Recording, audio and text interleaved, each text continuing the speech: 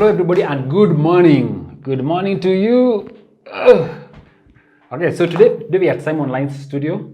As you can see in the background, he's a photographer who knows what he's doing. I have seen him grow, pole, and now he is where he is. He has refined his skill over time, and I'd say he's one of those people that you really need to engage with to understand exactly what he does and how good he is. And yeah, so today we just want to have a conversation behind portraits, how he takes his portraits, how basically his light setup and how he takes his portraits and the whole process and how he got to be where he is right now. So karibu sana. Asante sana. Yes. So where do I start? Where do you start? How did you start, or how did you get yourself into photography? I think photography found me. Okay. So if I go way back, like how many, close to 2 decades from now, when I was in primary school, my dad is a teacher. Okay. And he was also in the school he was the hockey coach. And so they used to go for a lot of games, and he has won nationals a couple of times. So but do you say to document his moments with his team, he got himself a camera. Okay. So he used to when they go for the competitions, we'll take photos. School meetings, take photos. Then So that was a film era. Yes, film era. So you understand film? Yes, I understand film. So actually, the first place I met photography was after the photos had been processed. What you used to call kuosha. Yes. They used to come with the film strips. Then you cut one negative for each photo in case that was the backup then. Yes. So that was my job. After he comes with them from Kisumu, we used to live in Yala. So when he comes with them, he gives me the whole batch. Look through the light, cut, look for the photo, stick behind. So that is the first place I met photography. Okay. I was in class 6. So then after a while, maybe during holidays, Christmas, he will let us take photos of each other. So he takes photos, I take photos. And that happened, and I went through school. That was that. So I met photography again in campus when I was in KU. When I was going for my attachment, I got a small digital camera from a cousin of mine. Okay. So when I was doing my attachment in Lake Nakuru National Park, I was the guy with the camera. So when you go for workshops, when you go for game drives, because I was doing tour guiding too, I take photos. Wait, what exactly did you study in KU? Environmental science, majoring in conservation. And after na huko mara nikiwinda but here you are. Yeah. So when I was not during my attachment, I used to do that for WCK. That is Wildlife Clubs of Kenya. That's where I was attached.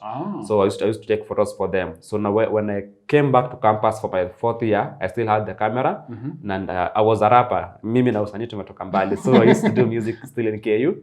That means I used to do a lot of shows, shoot music videos, and I used to take photos of those. So after graduating, I had a hard disk with very many photos from my campus days, and a lot of free time after graduating, where you're still figuring out what do you want to do, what don't you want to do. So I started editing these photos using Photoshop. So I installed Photoshop. I was doing academic writing. So that means I used to buy internet daily. So once I'm academic writing, that's where you do people's homework online. Yes, you do people's homework online. I've done a lot of PhDs and masters. Yeah, so when I was free from the writing, I will use now my free time on the internet to learn something about Photoshop, how to crop photos, how to do this. Then I'll go to my campus day photos, then bring them and edit them, then post them on Instagram. Okay. No, people started seeing the photos and they liked them. Then they thought I was taking photos, so I started getting orders for photo shoots. So that is late 2015. So first couple of times, I don't take photos, but let me just give it a try. So I used to borrow a camera from a friend, go do shoots for 200 shillings in KU, 300 shillings around Kahawa. That's how I started. And now in 2016, I from my savings and a small boost from my dad, I got my first camera, and Lines Photography was born.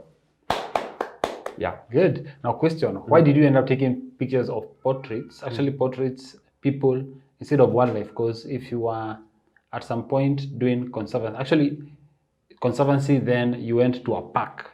Yeah, I was in a park for 3 months. Yes, you had an opportunity with all that nature. Do you still take any? I think even along my career in photography, I've done a bit of jobs relating to environment and conservation and nature. But now, by default, when you get into photography, one of the first places that you're going to make money is portraiture. One of the first places to make money off photography will be your neighbor or your friend or your cousin, not Aladdin Masai Mara, because for you to get to the Aladdin Masai Mara, you need to spend money. You need to spend money to go there, camp there for a number of days. You don't get good shots of life in a single day or in a single hour. You might have to chase that land for a week or two. Yeah, so that is the first point of contact between a photographer and money. Yes, is portraiture. Yes, and it was the same for me. Yeah. Okay, so like so once you got your camera, then what happened? What next? Did you get equipment, and did you come to our shop to buy some equipment? Once I got my camera, that was in February 2016. I got my first job 3 days later. Oh, yes, so that was fast. And I earned 3K, and I was like, it was a full day job from morning to evening, but I made 3K in a day. Yes, that was I had not made such money in music when I was a rapper in campus. So I saw there's a business.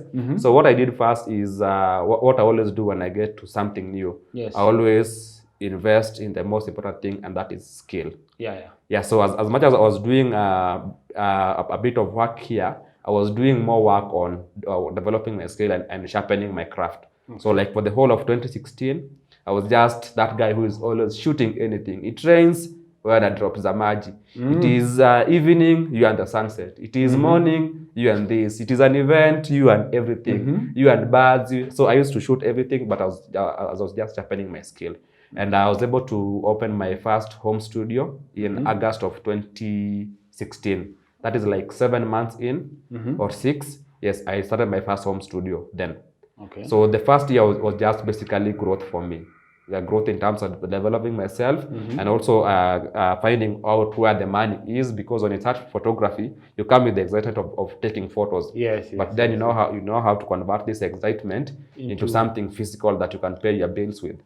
True. Yeah. Actually, most people still struggle understanding where the art begins and where making a living begins. Where the business the art becomes the business. Yes. Actually, where the skill ends and where business starts. So at some point, I remember I had to get a manager to manage the business end of it before I fully understood it. So I was the skill, but then I had a manager to run all the office works and all of that. Yeah. So I understand you. Yeah. So as that was happening, that is 2016, 2017. I got one of the biggest jobs of my career in late 2016 from Red Bull Kenya. Nice. So what Red Bull Kenya introduced to me to was event photography and club photography. Yes, because Red Bull is all about events. Yes. They used to run Kenya Nights that house a series of house events. Then they used to do activations in conjunction with Sky Vodka. So what introduced me to event photography and club photography and kept me there for 3 years was Red Bull. So Red Bull took me from the comfort zone of I can take a portrait to it is a nightclub, it is dark, and you have your first camera, it is a D3200, not the best night performer in terms of lighting, in terms of focus, in terms of image quality, but you have to deliver. And now with Red Bull, their photos their photo policy is global. So the same quality of photo that I take for Red Bull in Kenya must meet the global quality of photos when the Kenya Red Bull office submits them to the global pool of content. Pressure. Yes. So that's baptism by fire. We had to get that craft in. Yeah. We had to get that craft in. So I'm still in the working for Red Bull, but sorry for another day is why I met house music. Okay. Yes, sorry for another day. Still in the line of events. But now Red Bull introduced me to events. Then from there, from now, when I got into events, when you go to events, you network. You go to a nightclub, you meet a manager of a business. They'll want some business for their company. They want some photos for their end of year party. So I find myself in a lot of event photography. Wait, so what you're saying is that if you really want to get into a lot of business, club photography works. And not necessarily club, but anywhere there is gathering of people who can be a potential customers. Number one, or your potential network.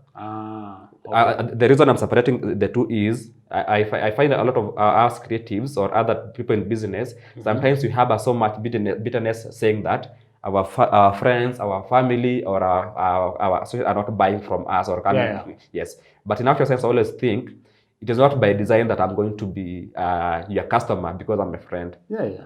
So I might be part of your network. I can tell someone about you, but Yeah. I might not necessarily be your customer. Yeah, true. Yeah, so I always separate the two. Yeah. Yes, for the sake of peace and for the sake of living in harmony with everyone else, your friends and your family are going to be part of your network, but not necessarily your market.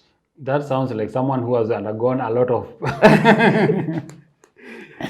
of beating by understanding that, because very few people actually understand that your family and your friends, those will never be your clients. Yes. Yes, those will never be your clients. For me, family, friends, those are never my clients. Yes.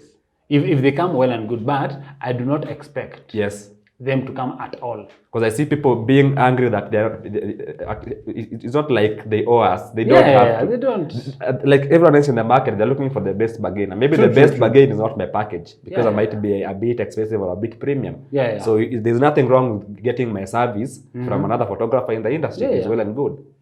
Yeah, because someone else will also, who is also someone's cousin and someone's brother, who's a photographer, is going to bring me work. So at the end of the day, yeah, that's okay. That's a good learning that most people I understand it by full baptism of fire. Yeah, you have to understand it. So it's part of the business. Business is very complicated.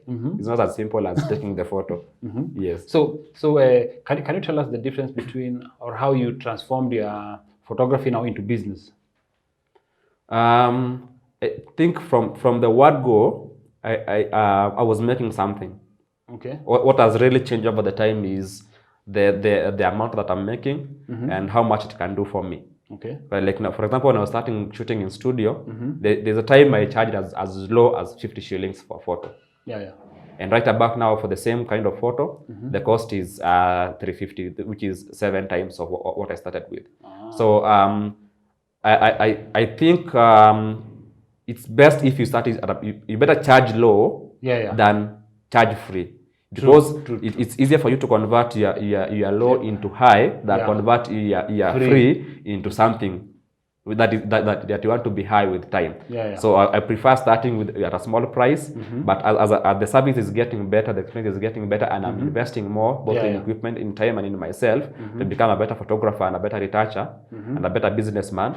The value of my time and the value of what I do keeps growing. Yes, so that has been my business approach. So maybe where I used to charge 1,000 5 years ago, I can now be charging 10.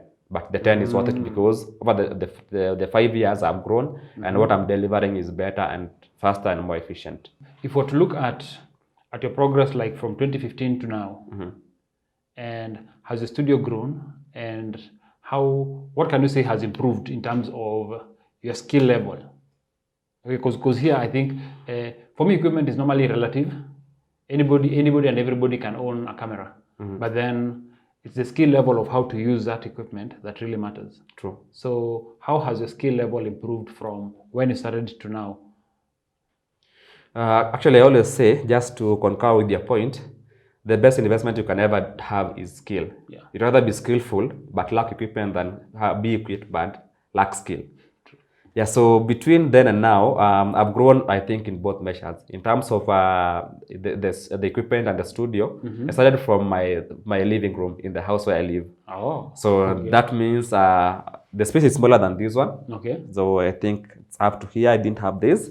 So I used to squeeze myself there with my clients. And all these photos that you see here, including those celebrities that you see, the Machichari crew, Nadia Mokami, so many people have been shot in that house. And that means I used to sacrifice a lot because when you shoot in your house, you don't have a life. Because my living room is my shooting space and my editing space. My bedroom is my client changing place. So that means every day of the morning, wake up, make your bed. I hate making my bed, man. See, I'm not going to lie about that. I hate making my bed. Why do you make beds? Beds are for coming and sleep. Apart from when we're doing for a photo shoot, we don't have to make beds. It is the same reason why you wash your towel. How does a towel get dirty? And you are just from taking a shower. We never get clean enough. For that same reason, that is why you make a bed. For that same reason. Washing the beddings, yes, but making it, because washing the beddings will make it more comfortable than making the bed. True? But anyway, leave the bed aside. So I started. That's where I started from August 2016 all the way to the end of 2019. Yeah. So in 2020, this the house that we are right about now fell vacant. Yeah. And I was told you've always been looking for a house to move your studio from the house, and we have a vacant house, so you can occupy it if you are ready. So I came here, Jan 2020, got the house, paid for it, did some renovation, set up the studio. Just after we finished setting up and I announced the studio, yes, next week, lockdown, Corona. Yes. My fellow Kenyans.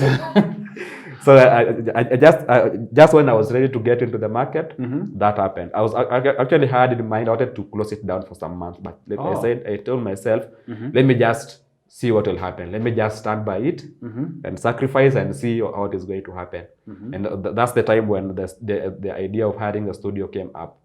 So even when I don't have work myself, the studio can still make a bit of money. It can still at least generate its own rent. Yeah. No, in terms of skill, I think you have been following my journey and you have seen me coming from those plasticky edits to what I do right about now.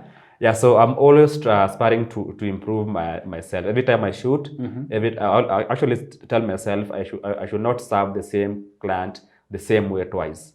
If I come and I serve you today and you come next month, there has to be something different about what I do or how I do it.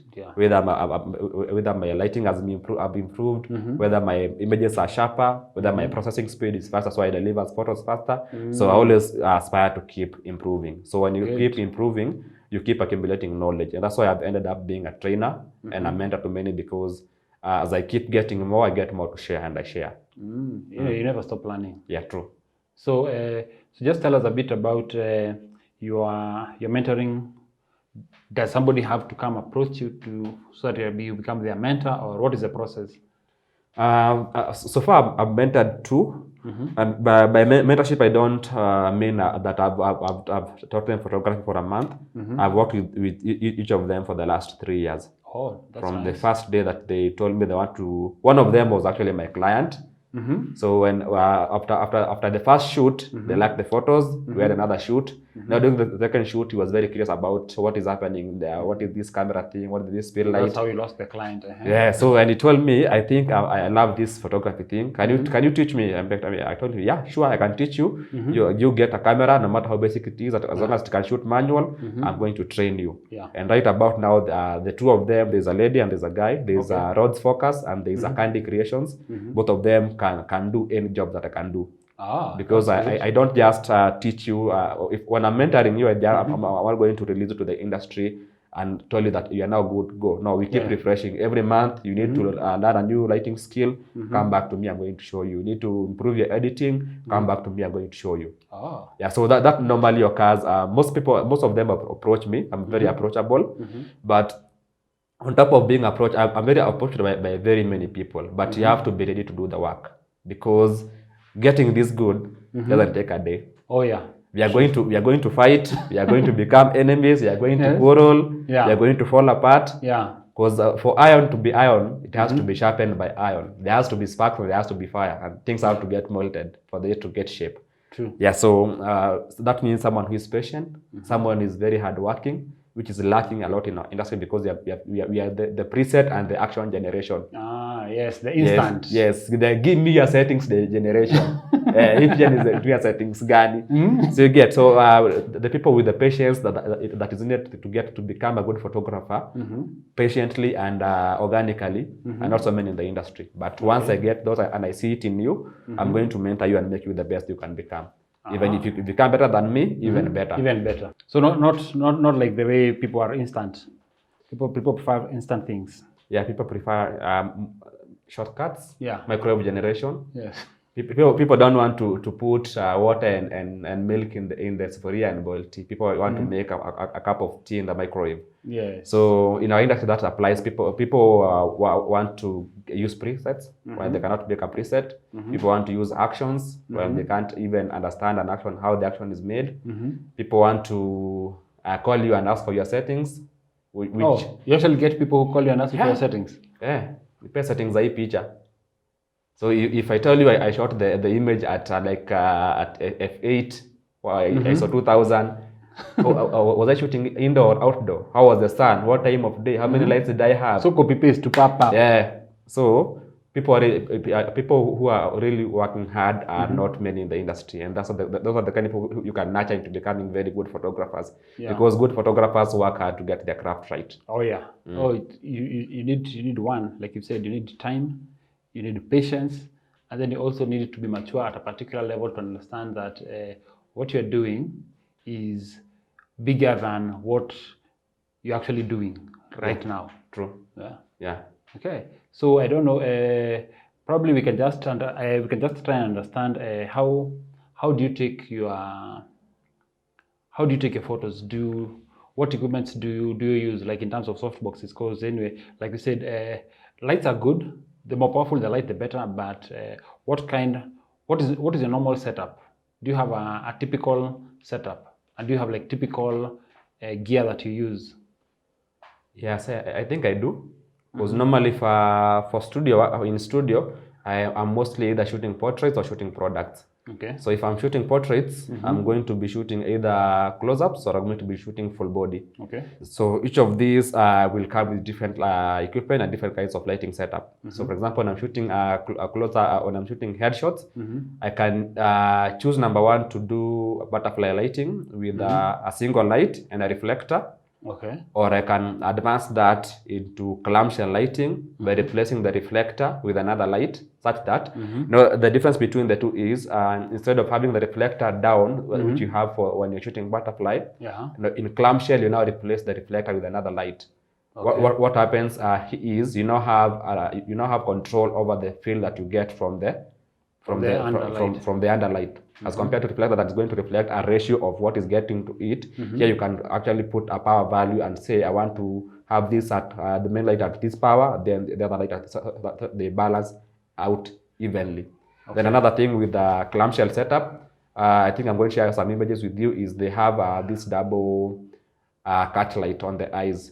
If you align them nicely, you're going to have a catch light from the main light, which is up, then another catch light from the bottom light, which is below, and that is going to draw a lot of attention to the eyes. So you're going to have one over here and one below. Yes. Here. So from that photo from afar, you know the catch light is what brings that attention to the eyes of a person in the portrait. What is a catch light for those people who don't know? A catch light is a reflection of the light source on the person's or the subject's eye. If you look at actually even right now, I can see the catch light from the video light on your eye. Yeah. That's the catch light. Yes. So it's a reflection of the light on the eye of the subject. Okay. Yeah. Now you mentioned something about what is butterfly lighting. Butterfly lighting is simply put one point lighting, whereby you place the light in front and above the subject. So when you do that with the sometimes beauty shots are shot with hard light. For example, with a bare beauty dish. So when you do that with the hard light, you're going to get a shadow falling down from the nose that looks like a butterfly down here. So that's where the name comes from. Okay. Yes. Good.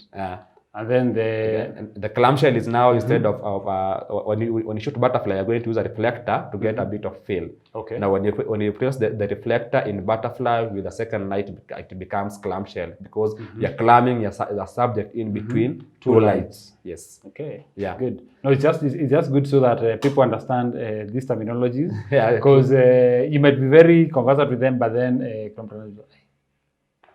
yeah, so those two are my most go-to setups for shooting headshots. Then when I'm shooting full body, I'll most of the time do a 3-point set lighting. Okay. So I'm going to have my biggest modifier being the main light. Okay. That will be mostly to either of my sides, either on my left or my right. Then on the same side that I have the main light, I'm going to have a strip box close to the background. So the strip box is going to be lighting the background and also giving me a separation on the edge of the subject or as a rim light. Okay. So then on the other side, opposite side of the strip box, I'm going to have another smaller soft box pointing on the floor to light my legs and light the whole set. Because when you're shooting full body portraits, for example, for ladies, ladies love their legs. And we also love their legs. So to avoid this issue of someone is well exposed up, but the legs are dark. Light skin, yes, because most of us light portraits in a fashion kind of way. Because fashion is mostly lit from up because you have to cast light on the outfit going down. But now when you're taking a full body portrait, it becomes different. You're showcasing the person, not the outfit. And part of the person includes their legs. So I always have a light for the legs so that from top to bottom, there's even exposure and even skin tone. Okay. Yeah. Okay. So probably I think we can have a run and see how you shoot. Yeah, so that's what we're going to do. Then see what you get from it. Okay. Yeah. Cool. So mimi nitakuwa model leo. Kwa model leo. Basi tuone. All right. So about my equipment, about the lighting, I have 3 lights. I have a Godox AD600 BM. Then I have an SK300. Then I have a YN200. Okay. For my camera, I've been using the trusted Nikon D7200.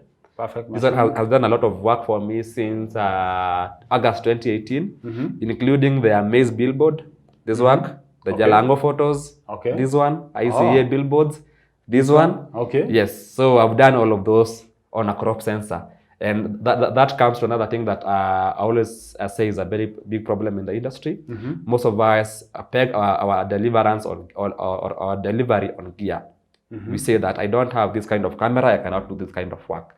I don't have this kind of lens, I cannot do this kind of work. But if you have the skill to shoot a billboard, you can shoot a billboard on the most basic of cameras. From experience, is the biggest problem is normally not the photographer. The problem is the agency. Because until just recently when Emmanuel Jumbo started shooting billboards, our agencies will not, first of all, allow dark skin to take photos. Yeah, true. Okay, and then unless you had a medium format camera, you could not be allowed to take photos of billboard because they had this kind of mentality that your camera has to be X number of pixels, at least it has to be over 40 or 51 megapixel for you to take a photo for a billboard so that they get the kind of clarity that they're looking for.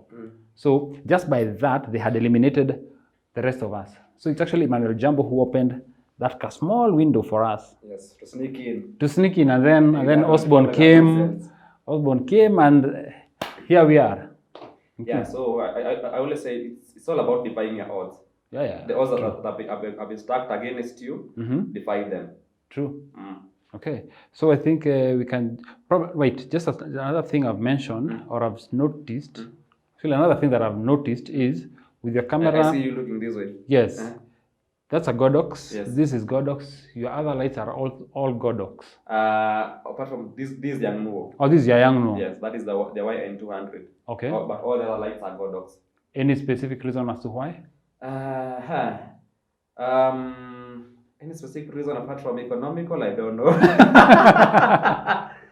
You know, the likes of the Pro Photos and out of the price range. Oh yeah. So I'm in the Godox group on Facebook, and they always say that Godox is the normal man's Pro Photo.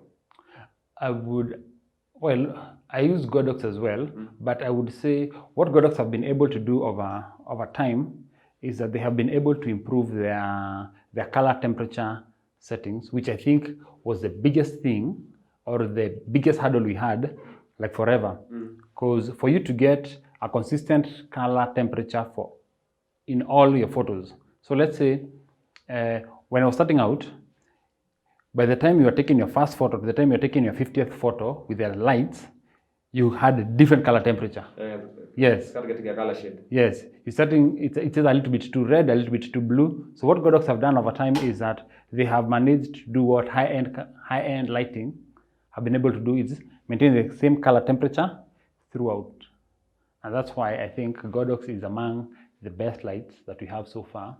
That is pocket friendly and won't break your back, my friend. These things can break your back.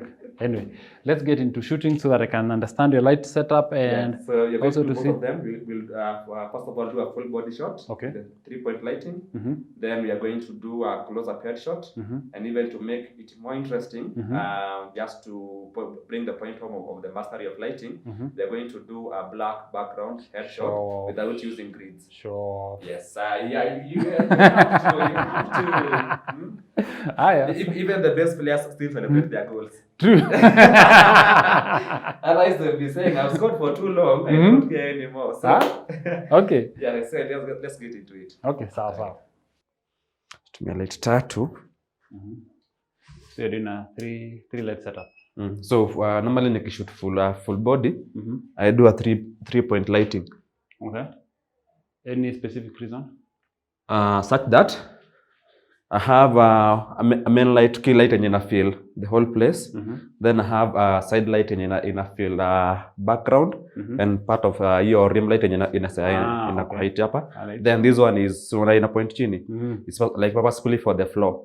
It's and for the legs, so that I'm for not dark. Yes, purposefully that for the legs. Jukishoot madem sana utapata most of us light portraits like it is fashion. Oh yeah. Fashion you normally light from the top because we are casting light on the outfit. We are not letting a full body portrait. The legs are as good as the face. Yes. So kama face iko na light poa, nguo pia inakuwa na light poa. So hiyo ndio purpose ya hiyo nini ya hiyo light ya huko chini. So all of them. I was having another discussion with the makeup artist. Nikimuuliza like why do you always apply makeup until around here? And for those who are good, they apply until around here. And then the legs, nothing is done. Wanachia the retouchers and the photographers. Yeah, it is up to us and our lighting. Yeah. But ideally, it's supposed to be. I think makeup should be, especially if it's going to be revealing too much of the legs. If you're going to apply makeup on the face, you should as well spend a bit of time to also do a bit of highlight and touch up on the legs. But I actually tend to think if they balance the amount of makeup nicely, number one, then number two, the shades of the makeup. Zingekuwa zina balance seamless. So kama udem, she's a makeup artist herself. Okay. And she has makeup on. But the look, the amount of makeup on her face is not outshining the rest of her skin tone coming down to her legs. So inakuwa ni venye number one, intentionally kuna clients who ambia makeup artist nipatie a shade of foundation lighter than me because I want to look lighter. Oh, they want a light skin look. Yes, that is one of the biggest problems. That's why I like that. So I always have this one here, then the light huku chini. Okay. So I don't shoot raw. The industry is always shooting me for that reason. But apart from maybe heavy commercial work, maybe like billboards or heavy time products, I don't shoot raw. Sababu I don't find it necessary for everyday kind of work. Oh yeah. Ni portrait ya kwenda kuweka Instagram. Even the resolution of the JPEG itself is too much for Instagram already. True. So mbona tuna tujiwe na raw. Finally I found someone to kuenda kanisa moja. So let me just check on the lighting first. Okay. So like tumesema ni 3-point lighting and we are shooting on a white background. Wow, that's how people feel. Yeah, that's how people feel. So natumia modifiers tatu different. So that's a 120. Okay. Octa round. Then these are 160 by 35 strip box. Then here is 65 centimeters beauty dish. Okay. So then this is a beauty dish. Yes, this is a beauty dish because inside iko na hiyo. Oh, it has the fan to reflect the light back. It has the deflector. Oh yeah. So three lights also different. 600 watts, 300 watts, and this one is 200 watts. Okay. Yes. So lighting is about for me creating the balance in between those three lights. So kama nimeangalia test shot yangu and I felt like I needed a bit of light on this side, so that's why nimekuja pale nikaongeza kiasi. Being that this one is slaved. Alikuwa na light inside. Nafanya nini kidogo tu. So normally mimi piga test shots kadhaa ndio na make sure by the time naanza kupiga picha lighting iko nicely balanced out. So create hiyo balance ya lighting between lights, hizo lights tatu ndio siri hapa ndani. Ndio inakuwa hakuna yenye inawapa wengine cause moja kiwapa wengine ita create shadow opposite direction. So lazima zile shadows zina create zote ziji eliminate zenyewe bado through the same lighting. So I think abuvuta nyuma kiasi. Sawa. I think my lighting is good. Lighting is good? Yes, so let me just take a shot and show you. So you set. Sawa. So kuna no shadows on either of the directions. And the balance of lighting from top mpaka chini iko sawa. So that's a simple do I need this or you can now stand. We take, I think tutaikatia mahali hapa chini ndio tukate mguu. So the other thing I also noticed, most of us set our lights using a sample subject. Maybe client ako hapa na uko na assistant, unaambia assistant ni aje, enda pale ni, but who assistant maybe ako na different skin tone, different color of clothes, because right about now ukivaa white, I have to change my lighting because of the change in color. Okay. Ukienda over a blue, it will change the lighting. So always set the light with the subject when you wanna shoot. Ndio pia as una set light and as your flashes, maybe they have never been in a studio, they're not used to this, they'll be closing their eyes. So as you're taking your test shots, by the time unapiga picha, ako easy. Okay. So that shoulder moja kambele kiasi, yes, like that.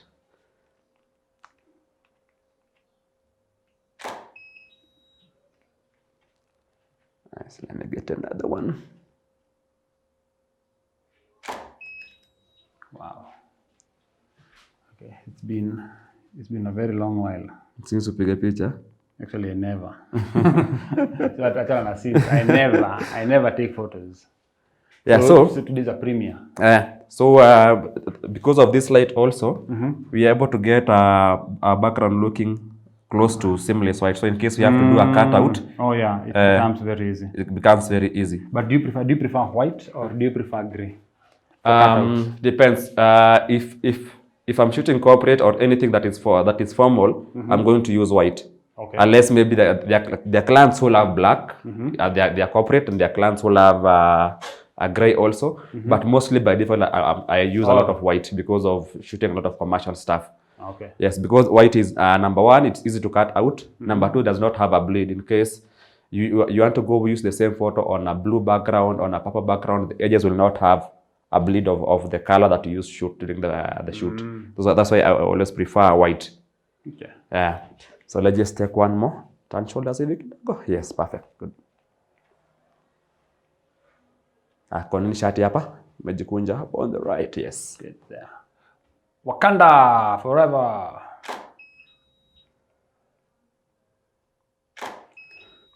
Yeah, so then as I'm shooting, I'm always showing my subject the photos. Okay. Ndio naka getting the idea naka so don't take 30 shots na bado mtu hajaona from the test shot. Naka kijua kunaendaje. Okay. So that's a very simple 3-point lighting that you can use for a full body, half body. Yeah. Okay. So we can take probably yes, a so headshot? So you can take a headshot. Yeah. And for the headshot, I'm thinking we can do the opposite. Since we have shot this in white, we can do the headshot in black. Awesome. But so nataka, I want us to shoot in black without a grid. Without a grid? Yes. Okay. Because most people normally have to use grids to shoot black backgrounds. Yeah, for direction. Yes. Yeah. But now with the angling and light placement, you can do the same without using. I don't use grids for my black background portraits. So number one, you see, the nature of the fabric should be one that absorbs light. Okay. And how do you check that? You check it by the proper. For example, you know Muslim backdrops. Yeah. There are good choices, but they do reflect back. Okay. So you need something that it is truly black, So you need cottonish. Yes, cottonish. Okay. Because cotton will not reflect. Or even polyester. Oh. Yes, because this is polyester. I love because of the background, the room even sounds more soundproofed. Yes, because of just this one. It's a very nice, and it's very huge. I think it's 4 meters by 2 meters. You can fill this whole space. Okay. So what I'm going to do is I'm going to change a number of things. Okay. So the first thing I'm going to change is the angling of this light. Okay. So originally it was facing you and a bit of the background. Okay. So I want it to face away from the background. So one of the things I also have to do is that means I need to step. Yes, I have to bring it to the front, exactly. Such that when this light comes from here, it doesn't hit the background, just hits you and the other goes spills to the front. Okay. I'm trying to remove this crease. So now with the video lights on, will it affect the background? No. With my shooting settings, it will not affect. Okay. Yes. So that is the first one. So then the other one, I'm going to move this one from your side to your behind.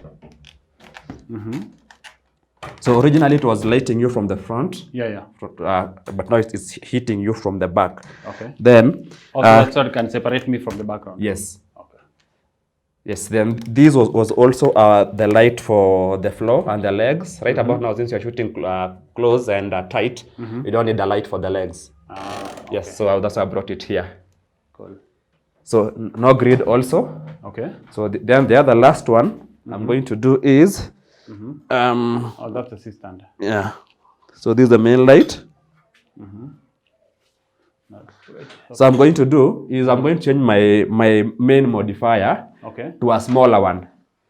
Because there's a direct relationship between the size of the modifier and the size of the spread of the light. Okay. So the bigger it is, the bigger the modifier. So use this. Yes, so you're going to use that one.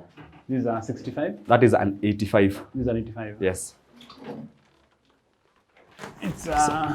It's silence. Silence. Bonus mount. Yes, quick setup.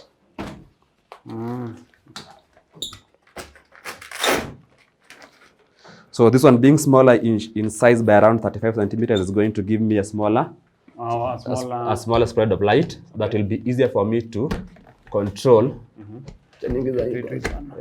Perfect. That will be easier for me to control from hitting the background.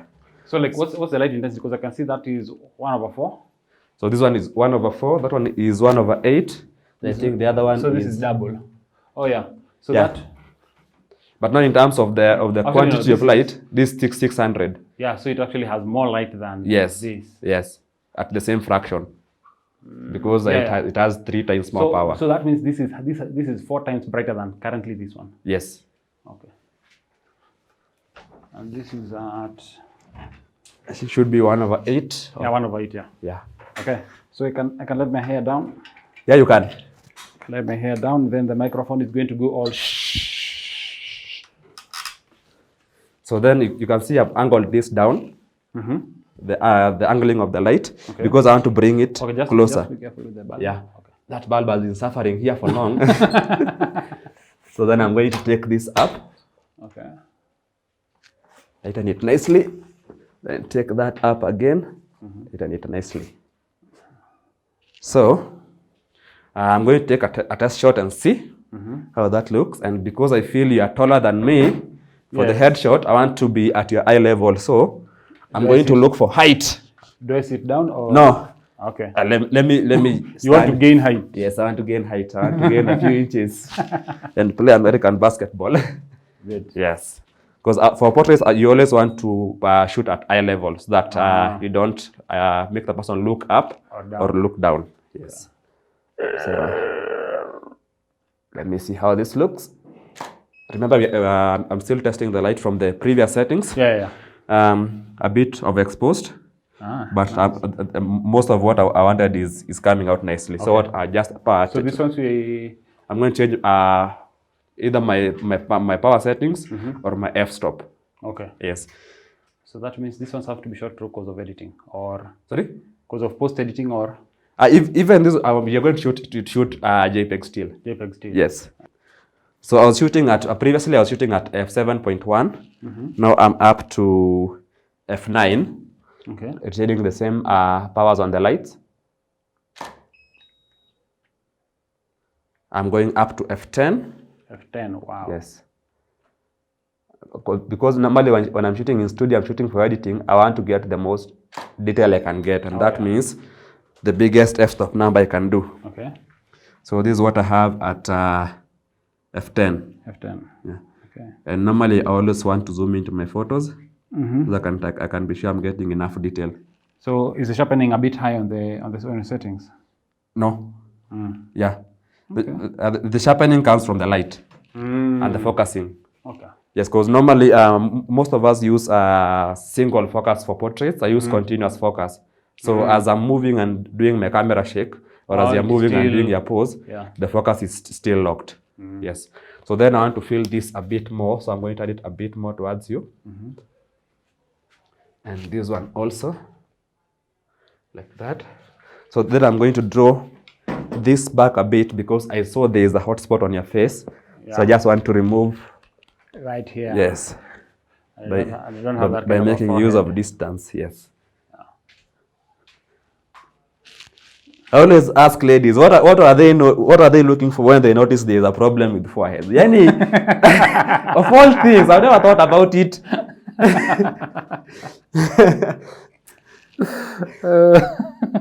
How did you get there? That's a very good candid photo.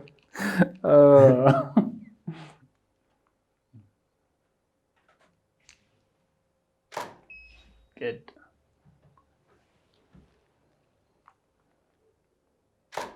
It's out. Okay. So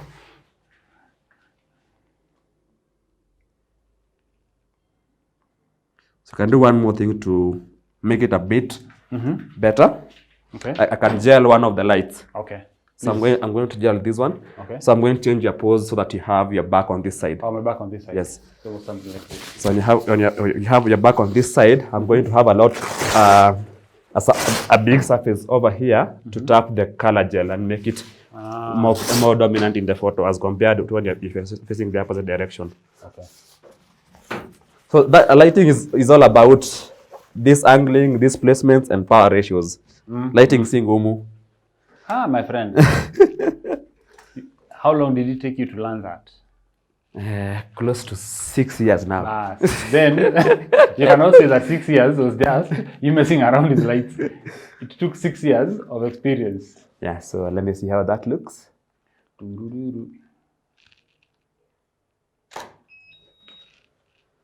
me just get a bit of power there. So now when I add the gel, I'm going to add a bit of power to the light with the gel. Okay. Any specific reason why? Because the gel is going to cut a bit of the power that is getting to the subject. So if you have to get more gelling, you add more power. Okay. Yeah. So let me see how that looks now.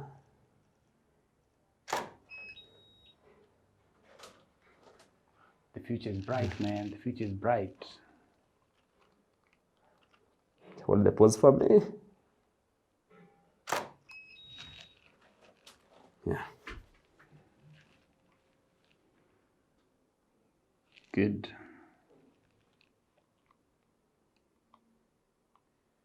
Yeah, so that's how we've been able to do black backdrop without using a grid.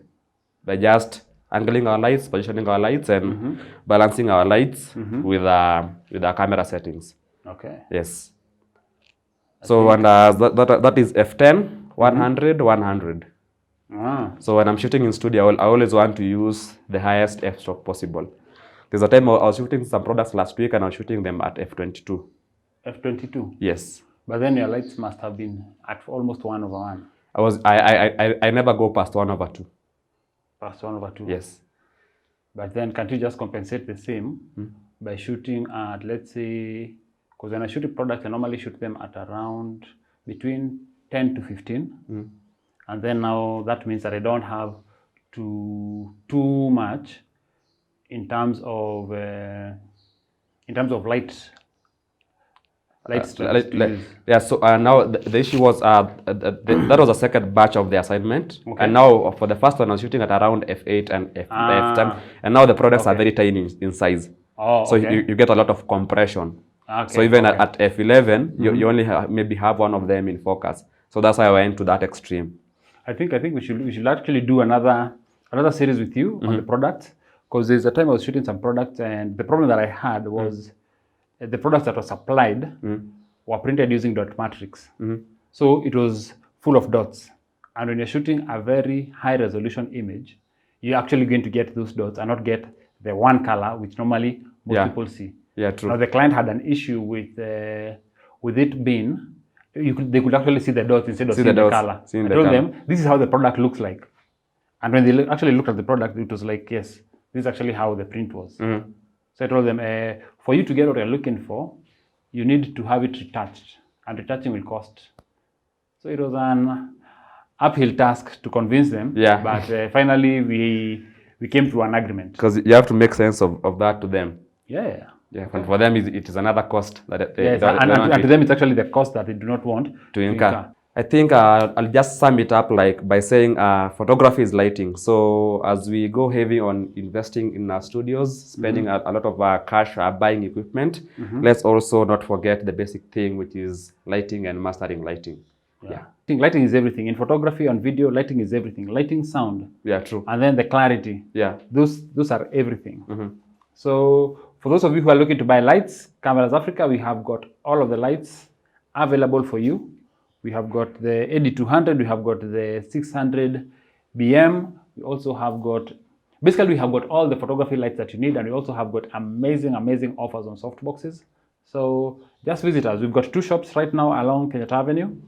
We have got one at Stanley and the other one at Uganda House. So tafadhali, tutembeleni.